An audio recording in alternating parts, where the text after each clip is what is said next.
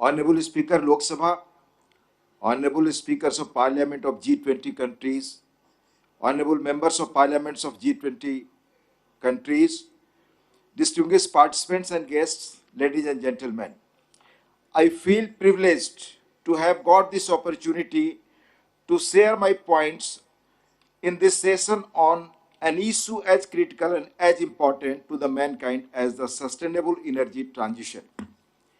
Excellencies, we are having this discussion after the successful conclusion of G20 summit under the presidency of India.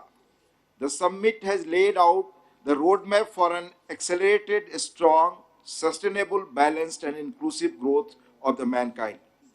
Excellencies, the G20 has committed itself to accelerate clean, sustainable, just, affordable, and inclusive energy transitions following various pathways with a view to achieve our climate objectives. For ages, the Indian way of living has laid emphasis on pursuit of human excellence in complete harmony with the mother nature. It is this harmonious coexistence of the mankind with the mother nature which is amply reflected in our ancient text called Vedas, which literally means words of wisdom, which our great ancestors have left behind for us to follow. I quote an eternally relevant hymn from the Prithvi Sukh, a chant in Sanskrit and a part of the Atharva Ved. It tells, Mata Bhumi Putro Aham Prithivya, which means Earth is our mother and we are her children. The hymn underlines the reverence of the Mother Earth and the obligation of the mankind to take care of her. It also reflects our centuries-old cultural ethos based on the principles of sustainability. Excellencies, the efforts of India under the leadership of Honorable Prime Minister Narendra Modi have been to adhere to the wisdom inherited from our ancestors and to take our rich legacy forward. The lifestyle for environment, life movement proposed by the Honorable Prime Minister at COP26 is our reaffirmation to the path shown by our ancestors. The vision of life is to live a lifestyle that is in tune with planet Earth and not harmful to her. Excellencies, India has been working steadily to build the ecosystem for sustainable energy transition. This ecosystem consists of three key players: the state, the industry, and the ordinary citizens. All three organs of the state are doing their bit to help bring about this transition. While the legislature and the executive are working as enabler to provide the legislative and policy framework for this transition, the judiciary is ensuring that all stakeholders adhere to their legally defined roles. The industry is acting as a provider for producing clean energy products. The citizens are also responding positively to the cause of clean energy transition by adopting clean energy-based products. Excellencies, despite being at the bottom in terms of per capita emissions, India has set ambitious targets for herself insofar as clean energy transition is concerned. Today, India is well poised to reach the milestones set by it for herself. We have already fulfilled our commitment of meeting 40% of our electricity generation capacity from non-fossil fuels made at COP21 9 years ahead of the target date. Besides, India is working steadfastly to achieve the target of installing 500 gigawatts of renewable energy capacity by 2030.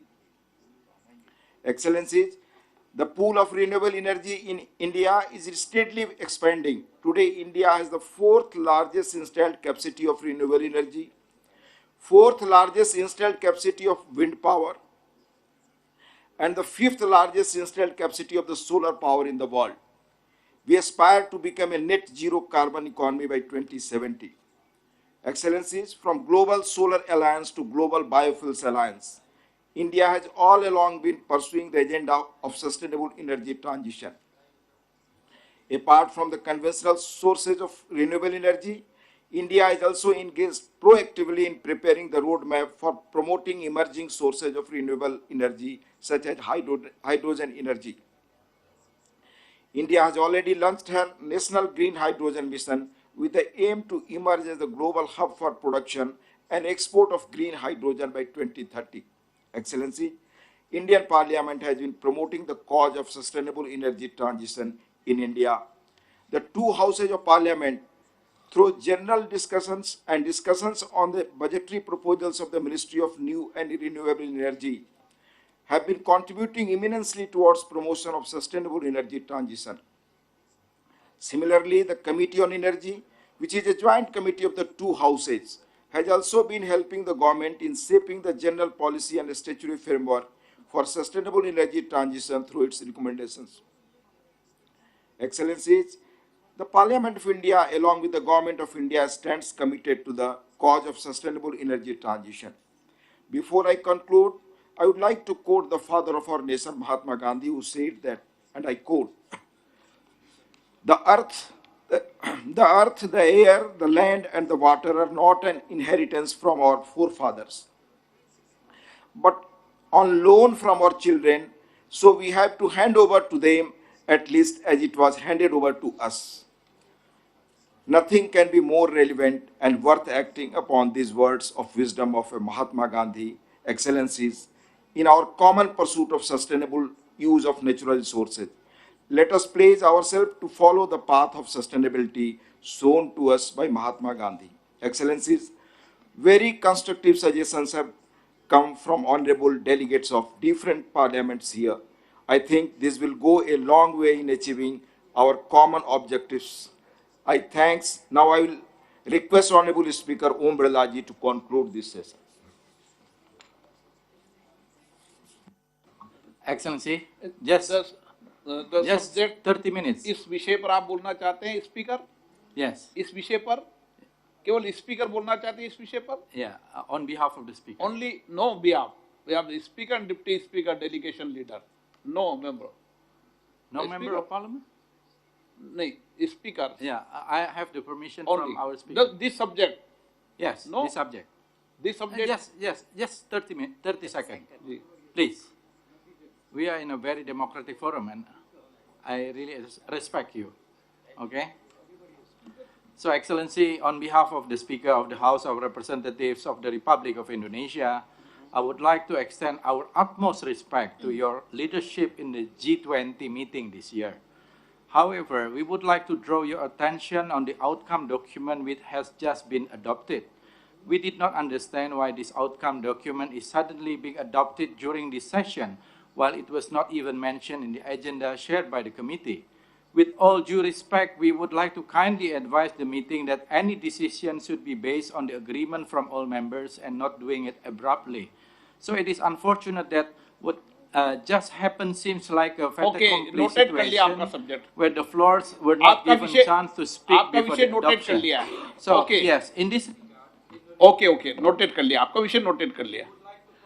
Okay, notate कर लिया आपका विषय. Okay, notate कर लिया आपका विषय. Just a point.